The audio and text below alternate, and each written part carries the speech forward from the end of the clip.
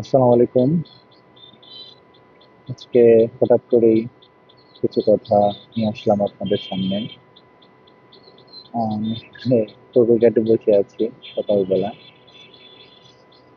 তো আলহামদুলিল্লাহ চলে আসলো আমাদের মাঝে আবার মাহে রমজান, কোরআন নাজিলের মাস, সিয়াম সাধনার মাস। তো এখানে আমাদের কিছু চলমান কিছু কাজ থাকে, যেমন কোরআন খতম করা। তো আমার যেটা মূল আজকের মূল যেটা বার্তা সেটা হচ্ছে যে কোরআন তো অবশ্যই পড়বো, কিন্তু কোরআন শুধু পড়ি আমরা, কোরআন কখনো বুঝি না, কোরআন কখনো মানি না। তো আসলে কোরআন তো শুধু পড়ার জন্য নাজিল হয় নাই।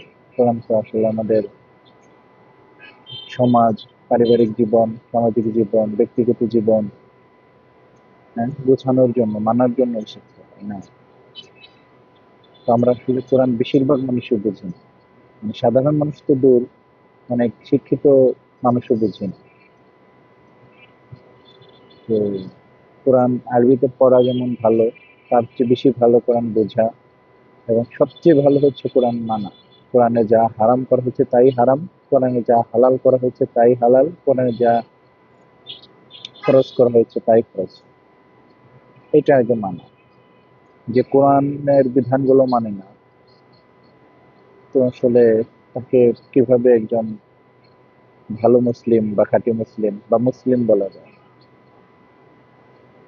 তো আমি মূল কথাই হচ্ছে এটা, এই মাসে আমরা 3 খতম, 4 খতম, 5 খতম সংখ্যা এইভাবে না বাড়িয়ে আমরা কোরআনটাকে বোঝার চেষ্টা করি, কোরআনটাকে মানার চেষ্টা করি, কোরআনটাকে আমরা আমাদের জীবনে, ব্যক্তিগত জীবনে, পারিবারিক জীবনে, রাষ্ট্রীয় জীবনে আমরা প্রয়োগ করতে যেন পারি বা করি। এই হচ্ছে মানে আমার আজকে মূল আপনাদেরকে বলার, যে দেখেন কোরআন কয় খতম দিলেন, সেটার চেয়ে দেখেন না কোরআন বুঝেন কতটুকু, কোরআনের নির্দেশ আদেশ গুলো মানেন কতটুকু। আমি একটা কথা চ্যালেঞ্জ করে বলতে পারবো, যারা কোরআন বাংলায় একবার পড়েছেন, বুঝেছেন, আপনার মানে মাথা ঘুরে যাবে যে হায় হায়, এই বেশিরভাগ কাজই তো আমরা কোরআন থেকে করি না ব্যক্তিগত জীবনে। বিভিন্ন আলেম ওলামাদের লেখার বই, এই সেই এগুলা নিয়ে আমাদের দ্বন্দ্ব পাচার, কিন্তু কোরআনের মূল বাণীগুলোই তোমরা মানতেছি না। এখান থেকে আমরা দূরে।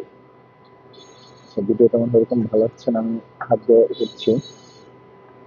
তো এখান থেকে আমরা অনেকটা দূরে।